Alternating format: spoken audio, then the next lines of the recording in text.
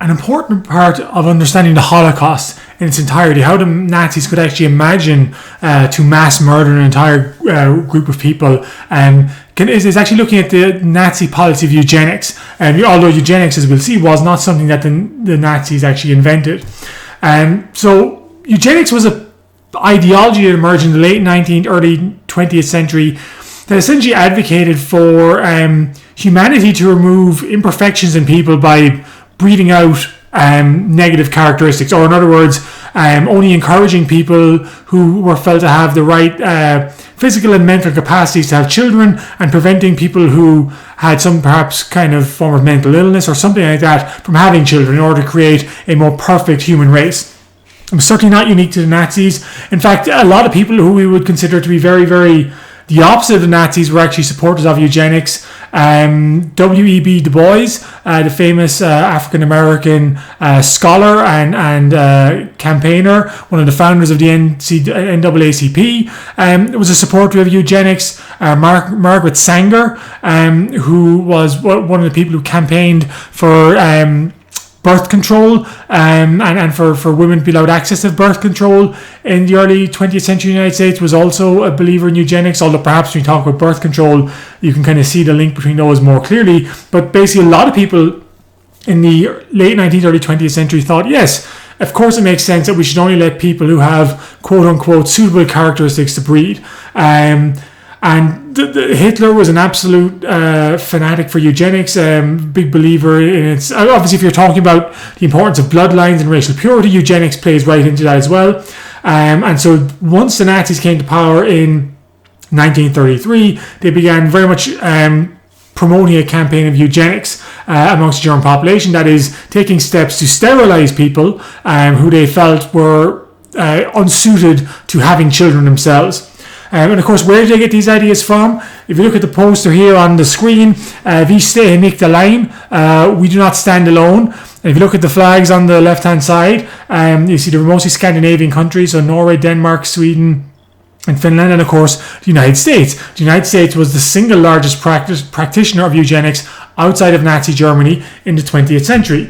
Very much inspired by what was going on in the United States. So the first state to introduce eugenics in the United States was Indiana in 1907. And between 1907 and late 1960s, about 60,000 forced sterilizations were carried out in the United States. The state that was the biggest advocate of them was actually California. California carried out about 20,000 of those 60,000 sterilizations.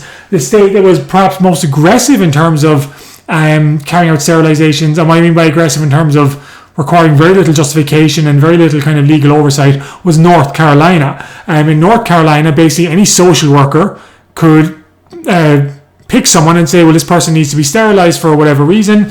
And what was grounds for sterilization in North Carolina? If you had an IQ beneath 70. What were other justifications for sterilization? Criminal behavior in particular, some kind of homelessness. The idea was they were kind of morally degenerate. Women who had children outside of wedlock potentially could find themselves being forced to be sterilized as well as being or prostitutes or having kind of unsuitable character. So the United States very much took its ideas, or the Nazis took its ideas from the United States when it came to sterilization. However, they obviously practiced eugenics on a much wider scale. So between 1933 and 1945, the Nazis forced the sterilization of over 400,000 people. So I said the United States was 60,000 across 60-ish years. Nazi Germany was 400,000 in, well, here I have 12 years. Really, it was only within about 6 or 7 years, because once the war began, they moved away from sterilization and to much more dark methods. So what justified sterilization in Nazi Germany? What they deemed simple-mindedness, alcoholism, homosexuality, depression, schizophrenia, or people who were just felt not to work hard enough. And if you were believed to be any of those characteristics, you could find yourself being forcibly sterilized by the Nazi state. The mindset of eugenics amongst the Nazis shifted once war broke out. Basically, Hitler's policy became, well, these people already are not producing for the future anyway. They are a waste of resources. The German state army, the German state needs these resources. Why are we feeding these people? Why are we providing for these people? And so switched gears towards a policy of euthanasia, where people who were felt to be unsuited for long-term survival, especially people who were perhaps mentally disabled, certainly physically disabled in any way, were euthanized. And starting in 1939, the Germans killed about 200,000 of their own citizens who they felt were unsuited or unworthy of being fed, basically, and because they were seen as a drain on the resources that were needed for the quote unquote real German people. And the point, and actually a lot of German people, once they figured this out, there was actually pushback against it. So by August 1941, the Nazi state had stopped, because obviously it's a lot of German people were uncomfortable with the fact that their own relatives were being euthanized as a result. So, which shows you a couple of things. One, that even the Nazi state, a totalitarian dictatorship, was aware that sometimes it could have policies that were unpopular and had to react and change course. But also that there was some awareness in Germany about the bad things the Nazis were doing. Sometimes there were claims that people didn't know what was going on in the Holocaust, but certainly there were some who were very aware that the Nazi state was beyond simply imprisoning people it didn't like, was going much further than actually murdering people as a result. However, the point of this in terms of the Holocaust is just to understand that the mindset that Hitler and the Nazis had initially towards people they considered to be inadequate, mentally or physically disabled in some capacity, could be very easily transferred towards the Jews. And ultimately that is what happened, that mass murder in the Nazis was originally directed towards people who were felt to not reach the physical and mental standards required of a German, and then were to be directed against the Jews as the course of the war went on. So what was the fate of the Jews? What was Hitler's master plan for the Jews?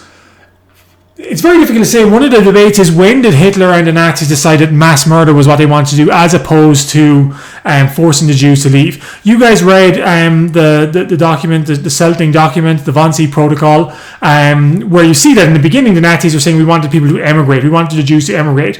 Hitler himself was potentially interested in helping Jews. Well, helping obviously is a word I'll use in quotation marks, but encouraging Jews to leave and go to Madagascar, off the coast of Africa. He felt that was a good place, far away from Europe, that was suitable for the Jews. He was also aware that Madagascar was a malaria-ridden swamp, and that a lot of people who went there would die, and that was an attraction for him as well. So, but the idea was initially force the Jews to leave. Over the course of the war, this begins to change, and I'm going to explain why exactly here. Nazi aggression towards the Jews increases once war breaks out, because Hitler becomes more and more concerned that Jews are not part of the German state, they're a waste of resources and need to be dealt with. In fact, once war broke out, Hitler declared that the war was going to lead to the destruction of the Jewish race. That's something he said publicly, which obviously sounds like mass murder as a plan in 1939, and perhaps it was, but where Hitler was saying that he himself was actively going to destroy the Jews, or whether this was going to be a consequence of the war anyway, because that was exactly the problem with trying to pin Hitler down in terms of his specific plans for the Jews, that he often tended to be a little vague about who was going to be doing the destroying. So the big catalyst for the Holocaust, however, was the Nazi expanse to the east. As the Nazis began conquering more and more territory in Eastern Europe, certainly in the Soviet Union, I mentioned in the previous lecture that the Nazis captured 1 million square miles of Soviet territory in 1941. They also acquired with these territories the largest population of European Jews. That most Jews in Europe actually lived in Eastern Europe, actually lived in the Soviet Union. That the German Jewish population was pretty small compared to the size of the Jewish population in the Western Soviet Union. And that seems to play a role in switching the Nazi mindset, because they already conceive of the Jews as a problem to be solved. But suddenly, even from their point of view, their problem has got much bigger. They now have more Jews under their control in a wartime setting. And the mindset seems to shift very much for just forcing them to leave and being, treating them very badly, to simply murdering the Jews. Initially, again, the Germans tried to strip the Jews of their possession, or they do. They rob them, drive them into ghettos, and the plan seems to be kind of confine them into ghettos, and with the hope that many of them will kind of starve in there anyway. So I'm not suggesting that ghettos was some kind of benign policy the Nazis had compared to what came later on, but initially the aim does not seem to be mass murder exclusively.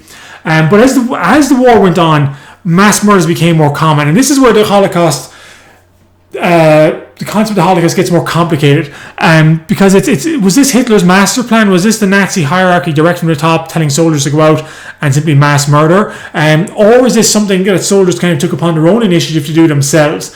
I mentioned Ian Kershaw, I think in a previous lecture. He was a biographer of Adolf Hitler, and he had this phrase called working towards the Fuhrer. And what he meant by that was that Hitler was always a bit vague about what exactly he was looking for. And people were expected to figure out for themselves what he wanted and kind of do what they thought he wanted. So it may well be that this wasn't necessarily a single order from Adolf Hitler that kickstarted this, as opposed to mid-level commanders deciding amongst themselves, well, this is ultimately what Hitler wants, and therefore I'm going to start carrying it out. And I don't say that as a way of trying to excuse Hitler or say that Hitler didn't know what was going on. Obviously he did. But in some ways it's more chilling to think about. Rather, in some ways it would be easier to digest if we thought this is just one madman who forced everyone under his control just to do all these horrible things. The reality is it was probably lots of people, for a variety of motivations, who started to think, well, this makes sense. And so to begin mass murder of the Jews in the summer of 1941. Some of the most horrific mass murders took place. One of the most famous was Bary Yar in Ukraine, which is a ravine just outside Kiev. And on September 29th, 1941, the Nazis rounded up 34,000 Jews who were living in Kiev. In fact, they didn't even round them up. They told them to come with your belongings and your clothing and all your valuables. You're going to be shipped somewhere else. And 34,000 people showed up, stripped of their property, stripped naked, forced into ravines in small crowds at a time, and machine gunned to death. So 34,000 people killed. Incredibly, 29 people survived, essentially play dead amongst thousands of corpses lying in a ravine, and waited until the Nazis went away before they escaped. That was the biggest example of mass murder, but we get examples of this across Eastern Europe in 1941. And in many cases, it's not just the Nazis doing this, that they are being helped, or that some of these locals, say Poles and Ukrainians, start taking it upon themselves to carry out mass acts of murder against the Jews as well. Oftentimes for traditional anti-Semitic reasons, other times because they saw an opportunity to simply steal the land or steal the valuables of their Jewish neighbours and to take advantage of that as well. So in the last section of this lecture, we're going to talk more specifically about the death camps, but the sense I'm trying to give you is that there was a build-up to this. We originally go from the Nazis trying to force the Jews to emigrate out of Germany, then towards the Nazis conquering parts of Eastern Europe and beginning kind of sporadic mass murders of the Jews, and eventually becoming to a centrally organised, systemic effort to eliminate the Jews from Europe.